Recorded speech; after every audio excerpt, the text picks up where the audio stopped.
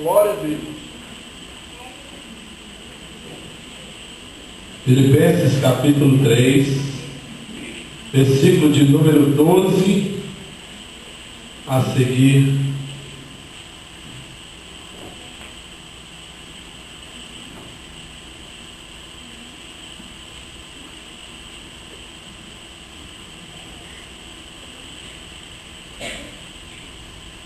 Quando se encontrar, digam graças a Deus.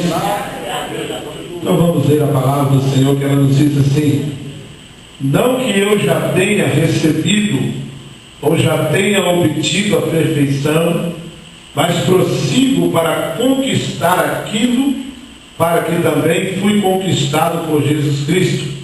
Irmãos, quanto a mim não julgo havê-lo alcançado, mas uma coisa faço, esquecendo-me das coisas que para trás ficam e avançando para as que adiante de mim estão, prossigo para o alvo, para o prêmio da soberana vocação de Deus em Cristo Jesus. Todos, pois, que somos perfeitos, tenhamos esse sentimento, e se porventura pensais de outro modo, também isto Deus nos esclarecerá. Todavia temos de acordo com o que já alcançamos.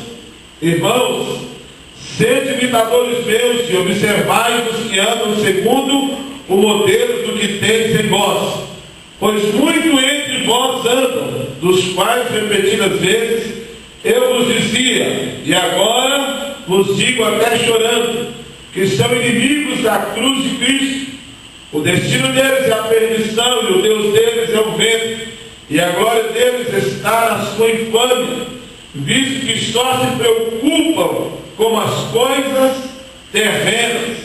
Pois a nossa pátria está nos céus, de onde também aguardamos o Salvador, Jesus Cristo, o qual transformará o nosso corpo de humilhação para ser igual ao corpo da sua glória, segundo a eficácia do poder que nele tem de até subordinar a si todas as coisas. Portanto, meus irmãos, amados e muito queridos, a minha alegria e coroa é esta, que andemos e amemos e permanecemos do modo firmes aquele que é o nosso Senhor. Pai querido, graças te damos a ti mais uma vez por estarmos na tua presença, poder meditar na tua palavra, pedir ao Senhor que aplique a tua palavra no nosso coração nesta noite, em nome do Senhor Jesus. Assente no seu lugar, põe sua Bíblia do lado e dê uma salva de palmas bem forte e bem alegre ao Senhor. Você vê que Deus é um Deus que age no nosso meio, é um Deus que faz milagres nas nossas vidas, e nós precisamos valorizar os pequenos milagres que Deus faz e testificar, porque se nós não começarmos a dar testemunho do que Deus está fazendo na nossa vida, na vida da igreja, as pessoas que vêm, elas vão entrar, vão sair e vai dizer assim: parece que Deus não está nesse lugar. Porque parece que Deus só está nesse lugar quando tem pulos, tem rodopios, tem pirueta, quando o povo fica louco dentro da igreja. Aí se tem a conotação de que Deus está presente. Mas quando a gente lembra que Deus falou com Elias na caverna, lá no silêncio, a gente tem que entender que há momentos em que Deus vai tratar com a sua igreja no silêncio. Não é toda a vida que Deus vai levar a sua igreja a um nível de adoração pelo fogo, pelo pula-pula, pelo oba-oba, não. Haverá momentos que Deus vai tratar com a sua igreja num silêncio. E é necessário nós estarmos atentos para observar o que está acontecendo à nossa volta. Observa que o país está tratando os seus problemas no silêncio.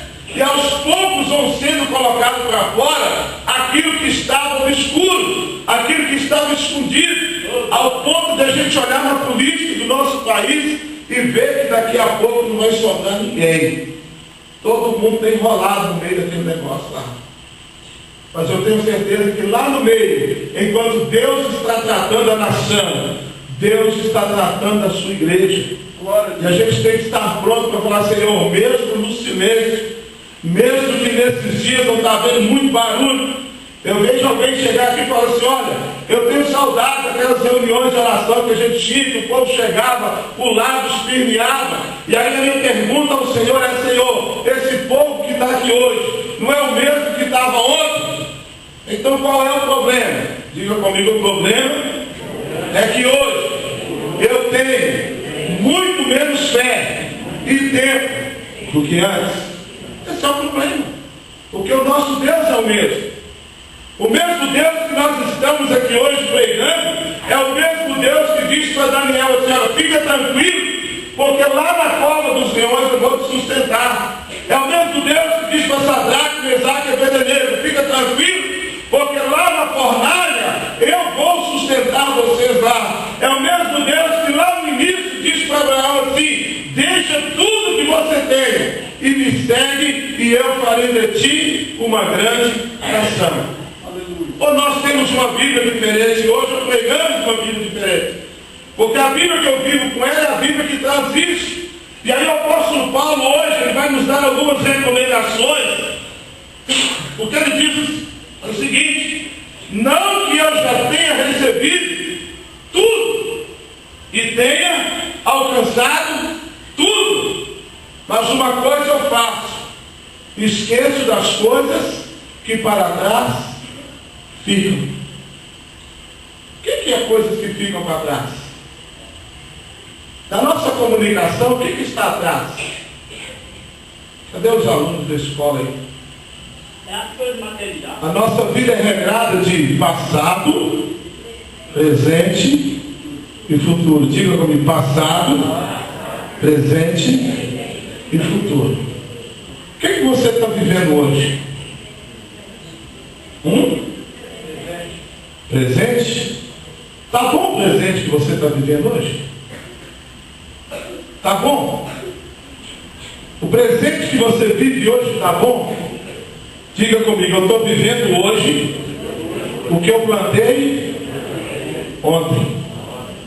Então hoje você vive o que você plantou ontem, e a sua expectativa é que amanhã você vai colher o que você planta hoje.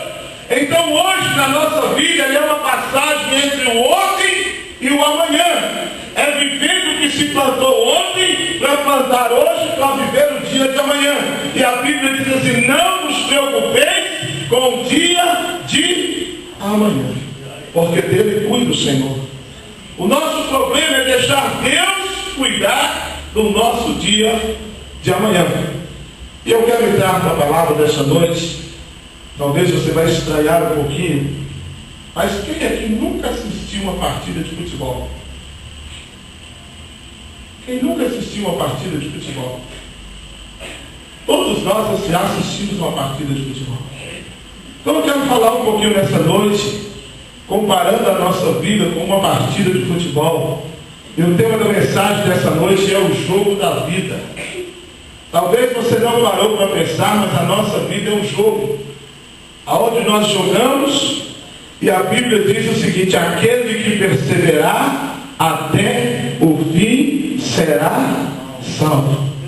Ou aquele que for até o final receberá a recompensa da vida eterna no Senhor. E todo time campeão, todo time vencedor, a primeira coisa, que faz depois é comemorar levantando o troféu. E a Bíblia diz que o seu troféu está sendo preparado pelo próprio Senhor Jesus lá na eternidade, onde Ele mesmo vai te entregar nas suas mãos o seu troféu. Aleluia. Por isso que não podemos fugir da realidade da nossa vida. E eu peguei dentro de uma partida de futebol, dentro da vida de um time de futebol, algumas coisas que assemelham com a nossa vida, para observarmos se a palavra do apóstolo Paulo encaixa na nossa vida ou não. Porque ele diz assim: irmãos, sejam meus imitadores e observai aqueles que andam segundo o modelo que já tem no meio de vós. Diga comigo: tem gente que só joga na retaguarda. Diga para o seu irmão: tem gente que só joga na retaguarda. É assim, time retranqueiro, né? O camarada já entra com medo de perder, então já entra na retaguarda. Diga comigo, quem entra na retaguarda, abre mão do direito de atacar. Talvez você não tenha conquistado na sua vida, porque você não tem ataque, porque você não tem atitudes, porque te falta iniciativa, te falta um espírito de encorajamento, te falta um espírito de inovação. Eu estava observando hoje à tarde, o técnico do Cruzeiro entrou no time do Cruzeiro e já há 20 dias que ele está lá, ele não teve praticamente quase resultado positivo nenhum ainda. Já estão querendo a cabeça do treinador. Mas aí a gente esquece que a Bíblia diz assim, olha, toda árvore boa que dá fruto, a gente poda para que ela continue dando frutos. Mas a ruim que não dá fruto, a gente corta e joga fora, porque ela só serve para ser lançado no fogo. Diga comigo, Deus me chamou para estar no teu reino, para viver de resultados. Quais são os seus resultados na vida espiritual? Quais são os resultados que você tem desta vida dentro do Evangelho que você está vivendo? Talvez você é um crente que só vive na retranca. Tudo que vai fazer tem um pé atrás. Tudo que o grupo propõe, ou a igreja propõe para fazer, você é o primeiro a dizer assim, olha, será que vai dar certo? Será que vai funcionar? Isso já não funcionou lá atrás. Já tentamos isso, não deu certo. É alguém que vive desconfiado. E aí Deus te faz uma promessa, você pergunta o tempo todo, será que isso é de Deus? Será que Deus está nesse negócio? Diga comigo, se Deus falar, Ele vai cumprir. Agora, se Ele não falar, não vai cumprir. O problema nosso, querido, muitas vezes, é que nós não temos discernimento de espírito. E nem buscamos discernimento de espírito. Porque quem tem discernimento de espírito vai parar e vai entender quando é Deus que está lhe transferindo a palavra ou não. Talvez Deus vai usar um menino do seu lado com uma palavra simples e vai mudar o seu conceito, a sua história, porque Deus usa quem Ele quer, do jeito que Ele quer e da forma que Ele quer. Mas um crente que só vive na retranca, na retaguarda, ele não consegue compreender essas coisas e ele fica resistente à ação de Deus, à reação de Deus, e ele fica resistente ao milagre. Busca todo dia, mas já entra com o sentimento de que não vai vencer. Você quer ver uma coisa? Se eu perguntasse aqui agora, quem entrou aqui com certeza de que vai para casa abençoado? Todo mundo vai levantar a mão. Mas quantos de nós vamos voltar para casa hoje com a interrogação do mesmo jeito que ela veio? Será que realmente Deus me abençoou? Será que eu estou voltando para casa enfermo? Porque se ninguém pular e falar em cristãs, Deus não vai agir? Diga comigo, quem joga na retranca faz sempre as mesmas coisas, come sempre a mesma comida, vai sempre aos mesmos lugares, está sempre com as mesmas pessoas. E pessoas que agem assim vivem uma vida cristalizada, somente está cristalizado todo dia. Tem que ser no mesmo restaurante. Não dá para mudar. Todo dia. Tem que ser na mesma padaria. Não dá para comer o pão de outra padaria. Está assim. Está assim. De vez em quando tem que mudar o pão.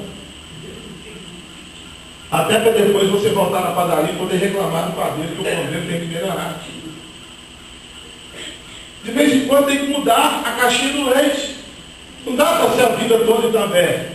Tem que conhecer a Fotochef, tem que conhecer a Parmalat, tem que conhecer a Rural, tem que conhecer as outras, para que você possa definir qual delas é a ruim. Quando um time é fraco, ele já entra no campo e olha para o time adversário, só o brilho do uniforme do outro time, não é assim, já faz o time encolher. Meu sobrinho estava jogando no time amador agora no campeonato, ele jogava 3 partidas e perdeu as 3. Para ele se ganhar o troféu, por não ganhar uma partida. Em 3 jogos fizeram acho que 2 gols só. Tinha que bater um recorde. Tem time que entrou para jogar 13 jogos e perdeu os 13. Mas quando estava lá no campo, a gente estava observando.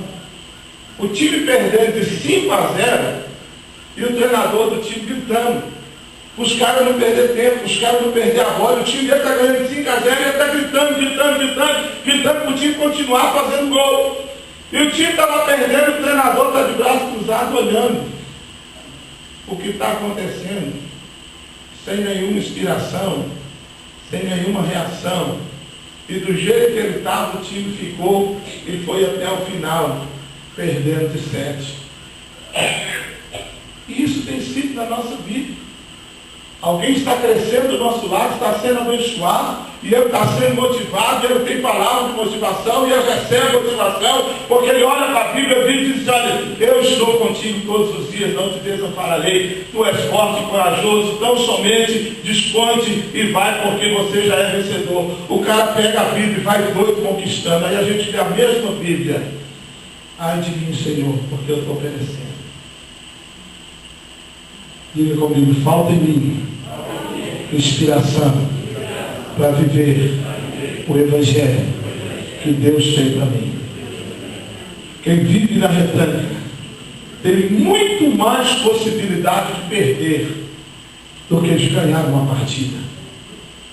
O time já entra porque às vezes um empate ele garante, então ele já entra tranquilo. Se a gente não tomar nenhum gol, já é o suficiente, a gente não precisa fazer nada. Tem crente que a vida dele tem uma porcaria, está ruim, mas ele vira e fala assim: ó Senhor, se daqui para não piorar já está bom. Diga comigo: não está bom não, porque o melhor está por vir.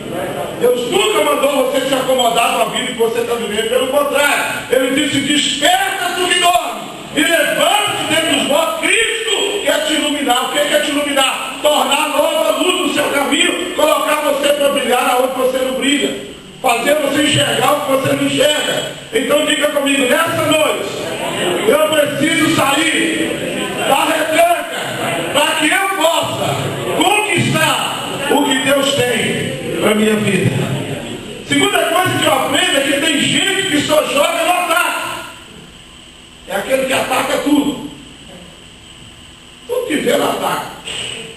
A metralhadora está na mão. Já vai para a reunião armado, já vai para a cela armado, já chega com aquela panca: comigo nada acontece, comigo nada funciona, nada está errado, e tal, e ele esquece de guardar a sua retaguarda. Ele abre mão da sua segurança. Diz comigo: quem só joga no ataque, esquece de defender. E aí ele perde a segurança. Porque a palavra do Senhor diz assim: orai e vigiai, para não entrar em tentação. Ele diz assim: você tem que orar, ação, vigiar, segurança. Se você ora e não vigia, você perde a guerra. Se você vigia e não ora, você perde a guerra do mesmo jeito. Então precisa haver equilíbrio. Diga comigo: quem só joga no ataque, lhe falta equilíbrio, lhe falta sabedoria, lhe falta bom senso, lhe falta juízo. E aí, com certeza, ele vai receber as pedradas da vida, e elas vão entrar como a bola vai passar pela defesa e vai entrar pelo gol, e o seu adversário vai tomar vitória sobre a sua vida. A hora que os gols acontecer lá atrás, ele vai levantar e começar a olhar para você e dizer que você já é um fracassado. Porque quando um time forte pega um time mais fraco e ele consegue detectar a sua fraqueza, ele simplesmente já sabe o momento certo de dar o bote e o resultado é garantido. A palavra diz que assim é o nosso adversário conosco todos os dias. Você conhece os seus limites? Quem conhece os seus limites aqui? Porque eu não conheço os meus. Conhece a perder os seus? Conhece os seus? Mas o diabo conhece. O diabo conhece as minhas e as suas fraquezas. E ele age nas nossas fraquezas e nas nossas limitações. É por isso que o apóstolo Paulo fala assim: eu tenho uma guerra constante entre a carne e o espírito. E o meu adversário luta para que vença em mim a vontade da carne e que eu perca a vontade do Espírito, porque a vontade do Espírito é a vontade de Deus, a vontade da carne é o desejo pessoal. O inimigo não pode atacar na vontade do Espírito, porque ele não pode tirar aquilo que Deus te dá, mas ele pode atacar no desejo da carne para te ofuscar a visão daquilo que Deus te dá e ele conseguir êxito na sua vida. E muitas vezes a gente quer correr demais e esquece de vigiar. Às vezes a gente, a sede de querer conquistar é tanta que a gente abre mão da segurança e quer correr igual um louco. Diga comigo: o bom senso, o zelo, o cuidado, a cautela, a prudência faz bem a nós e a quem está ao nosso lado. Desprezar, esta é a verdade, e agir precisa ser com sabedoria. Você não pode ficar demais na retaguarda, porque você não tem força para atacar. Mas você não pode ficar só no ataque, porque você perde a força na defesa. Diga comigo: que tem gente que só joga pelas laterais, nem fica atrás, nem chega o gol do adversário, fica no meio. Esse é o crente conformado. É o time que só joga no meio. Passa 90 minutos do jogo e a bola só fica no meio. Vai da linha do meio de campo lá, e volta, vai dali para lá. Ele fica acostumado. Diga comigo: é porque lhe falta objetividade, desejo de conclusão, propósito definido e vontade de ter resultados. Tem pessoas que estão na igreja, está bom, só porque eu sou membro. Vem, assiste o culto, dizime, oferta. Está bom demais. Mas a palavra diz que nós temos que buscar o zelo que é melhor. Que o soldado vem para estar no campo de batalha, para guerrear. Então ele tem que estar pronto, ele tem que estar preparado. Lá em Timóteo diz: olha, procura apresentar-te a Deus aprovado.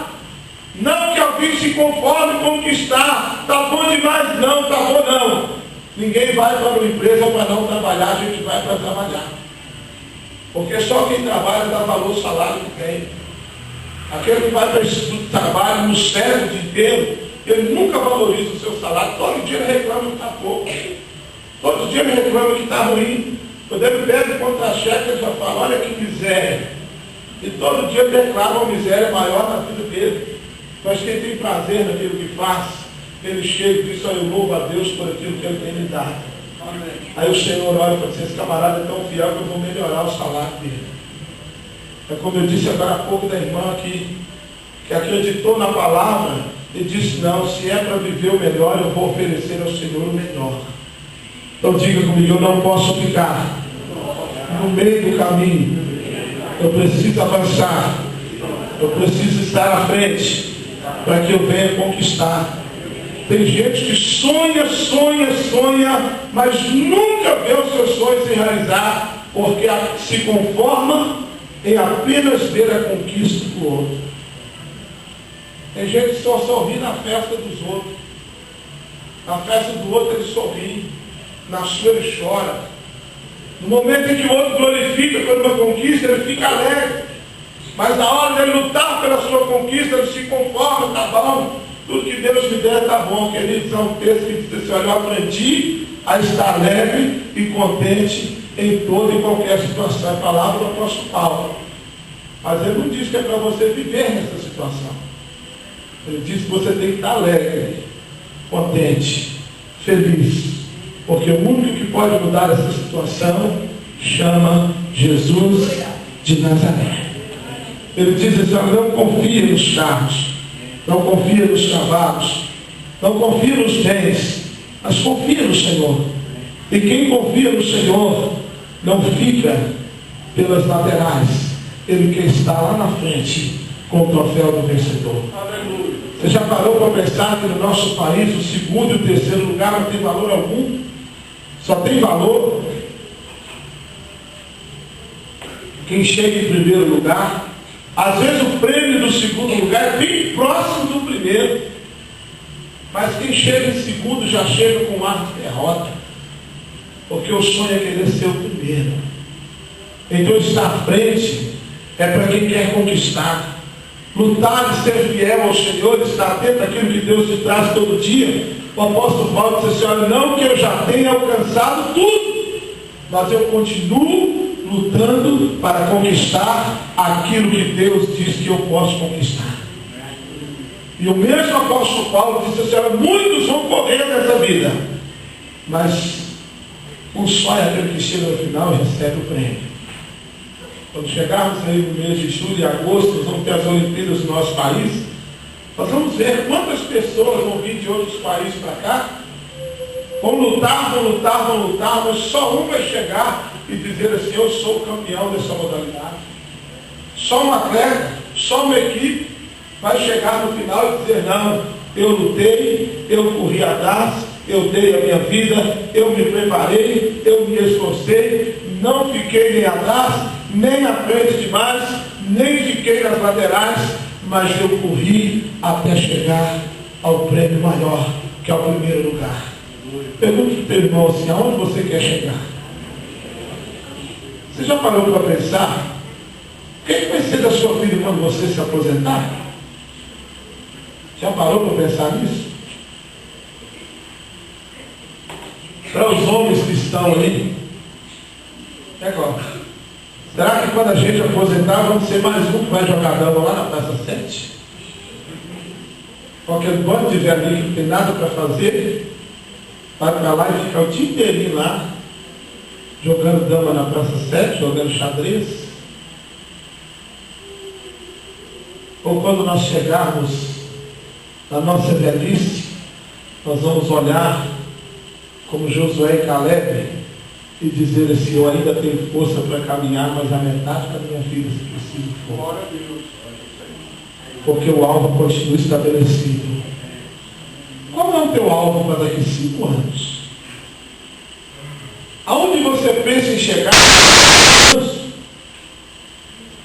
Qual será o salário para você lá no futuro? A Zizi falou de formar aqui, ó. Agora vem uma segunda etapa. O que fazer com essa formatura?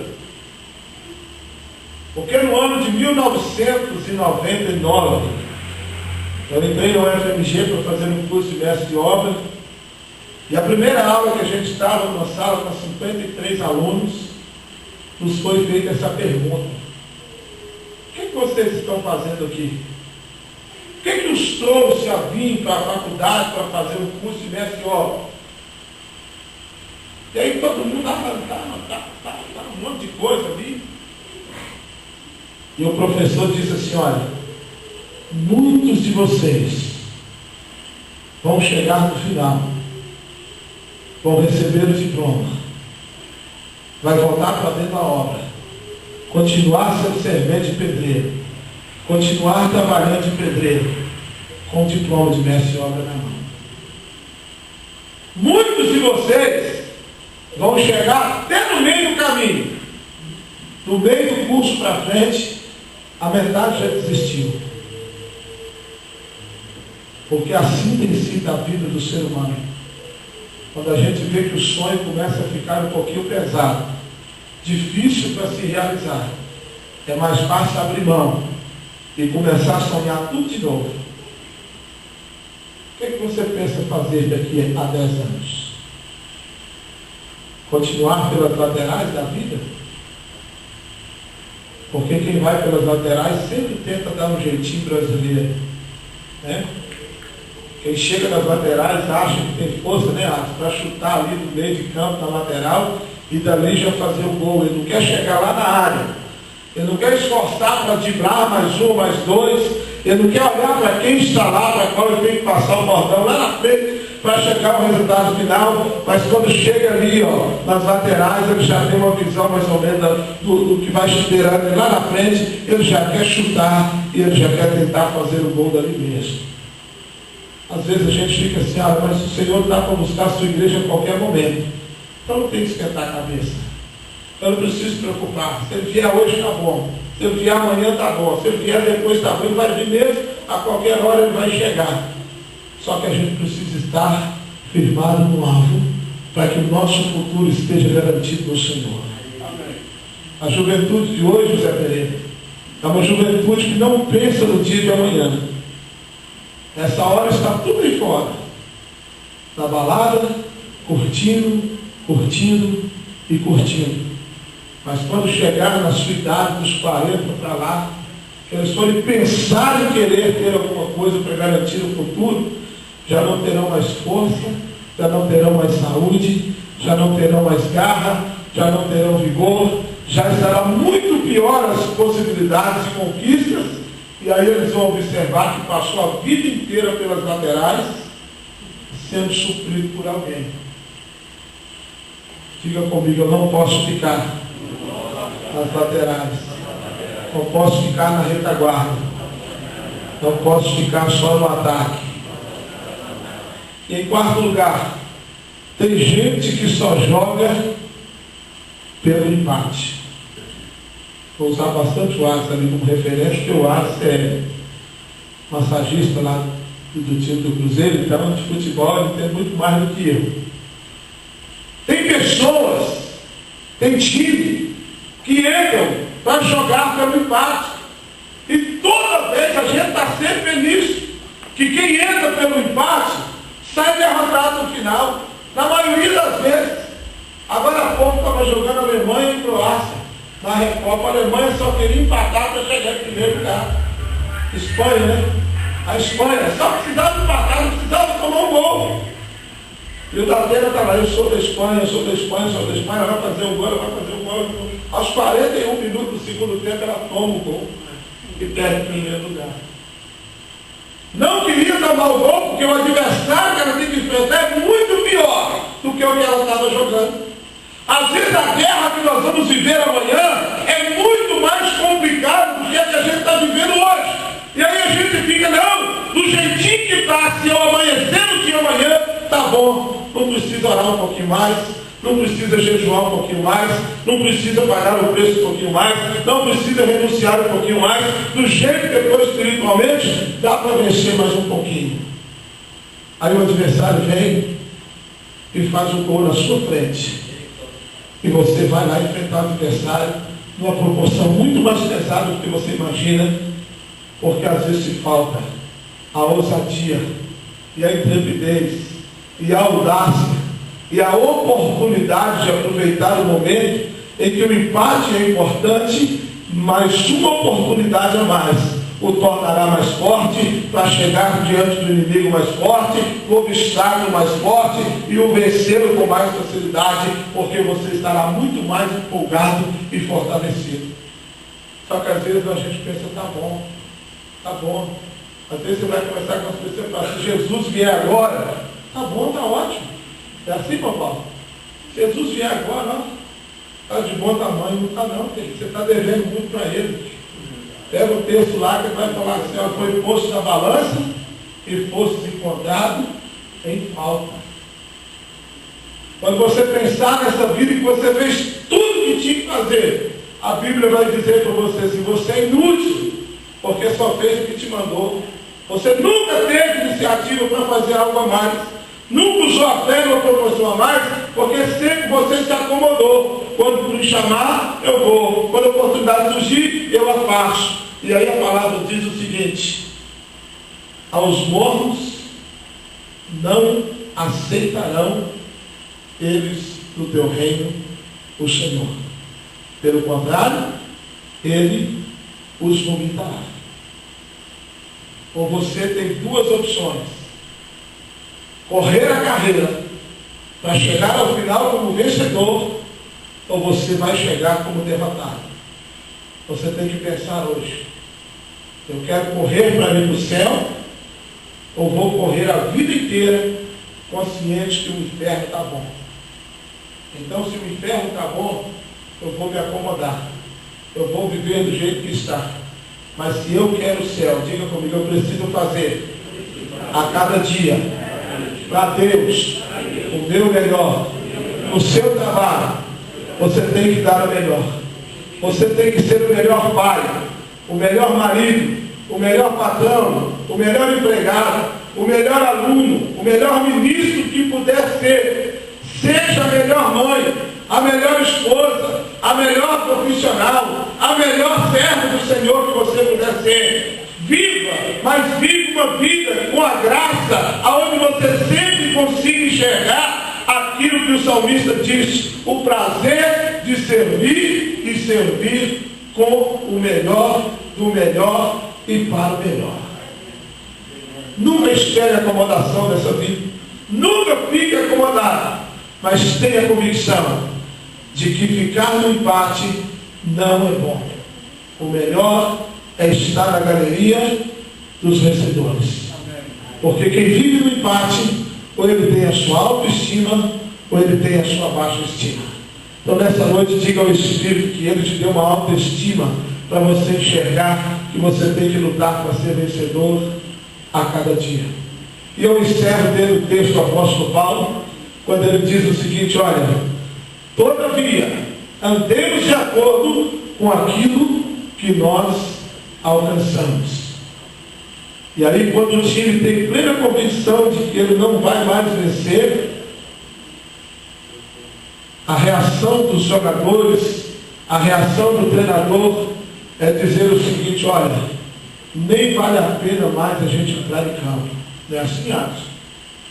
Não vale a pena entrar em campo. Por quê? Porque já não tem mais condições de vencer. Diga comigo, é nesta hora que nós abrimos mão da vida que Deus nos deu. Porque nos falta coragem para sair do lugar, para lutar e para vencer.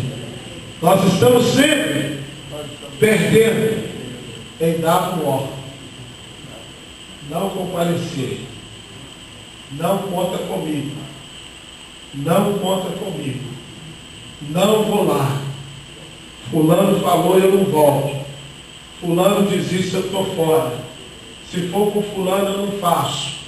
A gente está preferindo abrir mão do que tentar entrar no campo e lutar. Porque se a gente entrar para lutar, o Senhor vai dizer assim: nesta peleja não tereis que pelejar, porque eu pelejarei por vós. A gente prefere muitas vezes sair. Tem muitos que estão jogando a toalha já, dizendo assim: não vale mais a pena, não adianta, eu já tentei de tudo, eu já fiz de tudo, já corri atrás de tudo, mas eu não vejo resultado nenhum. Tem muitos que não querem nem vir mais à igreja, porque já acredita que servir ao Senhor não vale a pena mais. Agora, sabe aonde que a Bíblia disse isso? Ela disse assim: olha, por aumentar. O que a Bíblia diz? Por aumentar.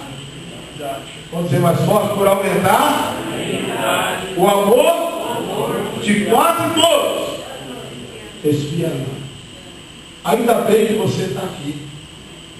Porque a Bíblia diz que o amor de todos, ela diz de quase todos.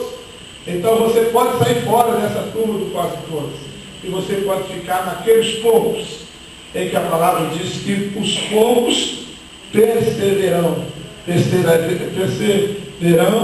vão perseverar até o final.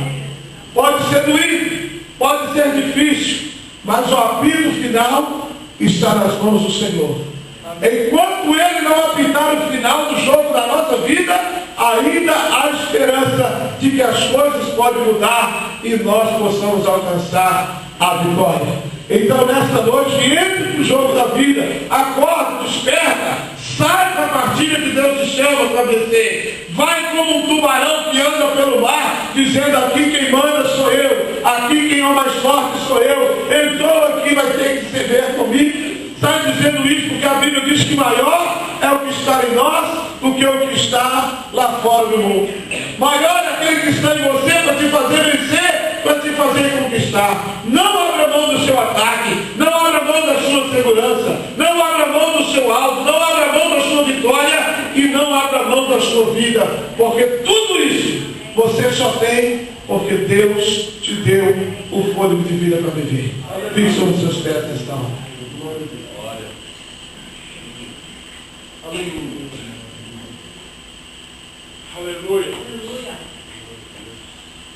Se Se todas as vezes que um time de futebol entrasse no campo, tivesse alguém com a palavra de Deus, para levar a palavra de Deus para aqueles jogadores, por mais fracos que eles estivessem e se sentissem, eles entrariam com o desejo de vencer.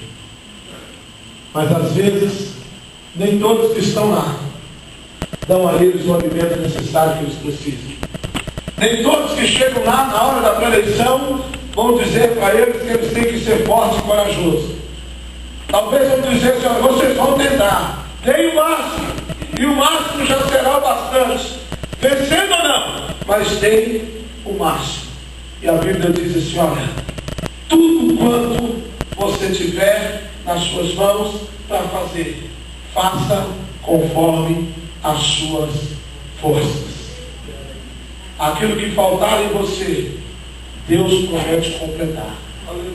Aquilo que você não conseguir fazer, Deus promete fazer com você. Aonde você não conseguir chegar, Deus promete e garante te colocar lá. Porque Ele entra na parte do sobrenatural, do impossível dele nas nossas vidas. E Ele nos faz chegarmos como campeões no final. Feche os seus olhos nesta hora. E você vai orar ao Senhor agora.